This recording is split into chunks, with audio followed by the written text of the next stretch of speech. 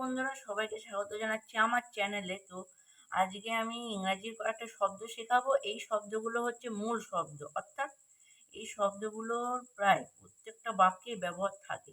তো এই শব্দগুলো জানা আমাদের জন্য খুবই জরুরি। আর দেখতেই পাচ্ছ যে আমি আগে থেকে শব্দগুলো লিখে রেখেছি, যা যা শেখাবো। তো এখন আমি বাংলা অর্থগুলো বলবো আর মানেগুলো বুঝিয়ে দেবো। তো চলো শুরু করা যাক। তো প্রথমে দেখতে পাচ্ছ আমি লিখে রেখেছি আই। আই এর বাংলা অর্থ হচ্ছে আমি। এই যে আমি।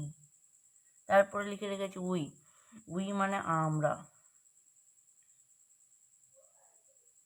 তারপর লিখেছি এম। এম মানে হচ্ছে হই, হর্ষই। তারপর লিখেছি ইস। ইস মানে হচ্ছে হয়। তারপর লিখেছি সি বা হি।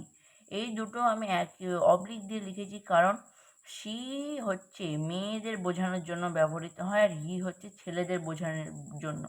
এবার তো এইটার বাংলায় কিন্তু একই অর্থ, সেটা হচ্ছে সে। তারপর লিখেছি ইউ। ইউ মানে তিনি। তিনিও হয়, তোমরাও হয়, তুমিও হয়। তো আমি এখানটা তিনি না তুমি লিখব। তারপরে এখানটা হয়েছে ইয়োর। ইয়োর মানে তোমরা। তারপরে কি লিখেছি দে।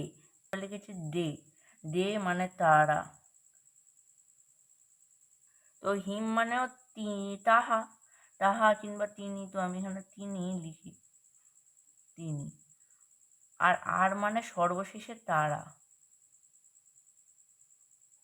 তো এইটা ছিল আজকে আমাদের ভিডিওর মূল কনসেপ্ট। তো এখানটা আমি যে সকল শব্দগুলো লিখেছি এইগুলো মনে থাকলে মানে তাহলে বাক্যগুলো মানে এই শব্দগুলো নিয়ে আর কোনো সমস্যা থাকবে না, কারণ এইগুলোই বাক্যে বেশিরভাগ ব্যবহৃত হয়।